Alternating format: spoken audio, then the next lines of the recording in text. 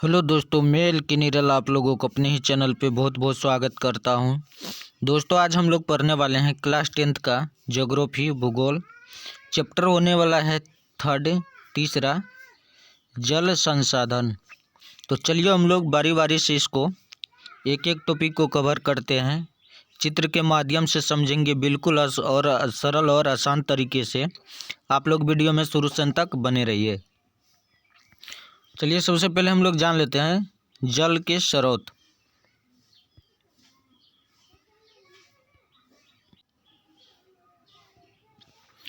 देखिए, जो कहता है पृथ्वी के 71% भाग पर जल और 29% भाग पर स्थल पाए जाते हैं। जल की अधिक उपस्थिति के कारण पृथ्वी को नीला ग्रह कहा जाता है। ठीक है, पृथ्वी को जल के अधिक उपस्थिति के कारण क्या होता है कि नीला ग्रह कहा गया है।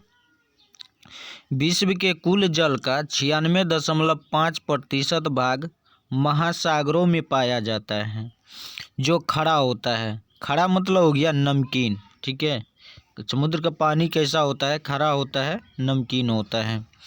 पीने लायक मीठा पानी मात्र 2.5% है, जिसका 70% हिम क्षेत्र एवं हिम नदी में मिलता है। मान कर चलिए 100 में 96.5% भाग जो है महासागरों में पाया जाता है, जो ये क्या होता है? खड़ा होता है। मात्र 2.5% पानी होता है, पानी ही है, मीठा पानी, जो क्या है? पीने के लायक है। ठीक है, पीने के लायक मात्र उसमें से 2.5% होता है। और इसमें से अधिकतर जो पानी होता है 70%, इसको मान लीजिए 100%, तो इसका 70% जो है हिम क्षेत्र एवं हिम नदी में मिलता है। पृथ्वी पर जल स्रोत विभिन्न रूपों में पाए जाते हैं, जैसे हो गया पृष्ठभूमि, भूपृष्ठीय, भूमिगत, वायुमंडलीय और महासागरीय।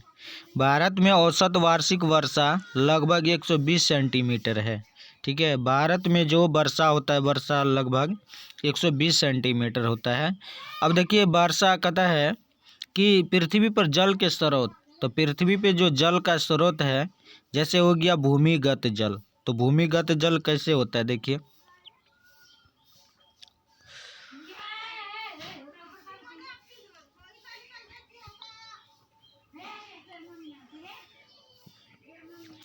भूमिगत जल हो गया जैसे कुआं हो गया, है ना, ये ट्यूबवेल हो गया, ये बोरिंग हो गया।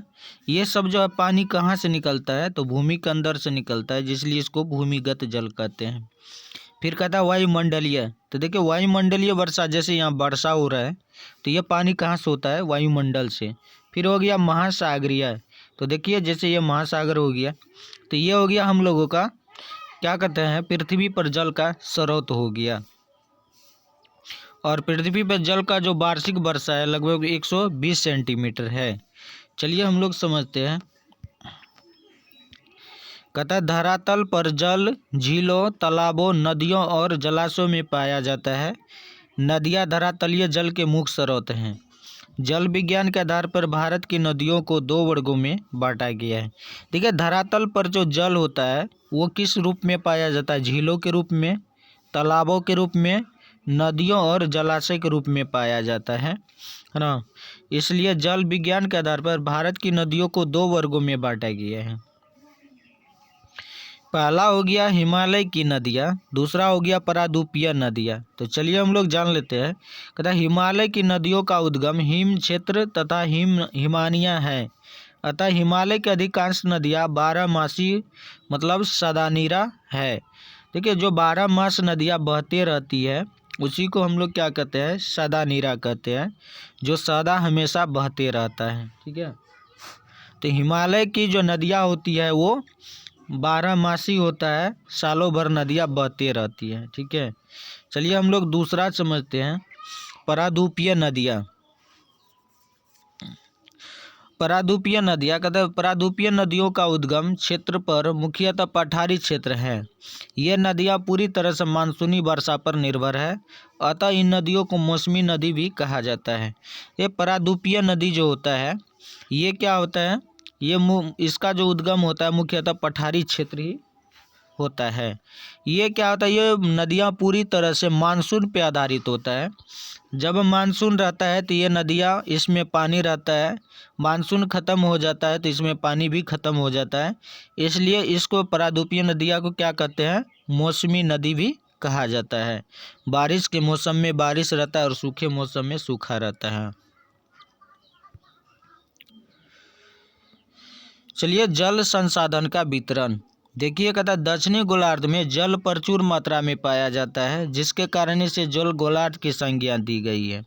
पृथ्वी का जो दक्षिणी गोलार्ध है, जहाँ पे जल प्रचुर मात्रा में पाया जाता है, जिसके कारण इसे क्या कहते हैं, जल गोलार्ध भी कहा जाता है। भारत में विश्व की कुल आबादी का 17.5% निवास करती है, जबकि इस आबादी के लिए विश्व का लगभग 4% स्वच्छ जल ही उपलब्ध है। तो देखिए हम लोग जैसे यहाँ पे देख लीजिए, ये उत्तरी ध्रुव हो गया है ना, ये उत्तरी हो गया और ये दक्षिणी हो गया। तो उत्तरी और दक्षिणी, तो जल का जो अधिकतर मात्रा होता है, जैसे कि आप लोग देख पा रहे हैं, ये दक्षिणी भाग में ही होता है। ठीक है, ये मतलब जो है दक्षिणी गोलार्ध में ही जल का प्रचुर मात्रा पाया जाता है, जिसके कारण इसको जल गोलार्ध भी कहा जाता है। तो आई होप आप लोगों को ये वीडियो समझ में आया होगा। यदि अच्छा लगा होगा तो हमारे चैनल को सब्सक्राइब कर लीजिए, ताकि इस तरह के वीडियो सबसे पहले आप लोगों के पास पहुंच जाएगा। वीडियो में बने रहने के लिए बहुत बहुत धन्यवाद। फिर मिलते हैं नेक्स्ट वीडियो में, तब तक के लिए जय हिंद।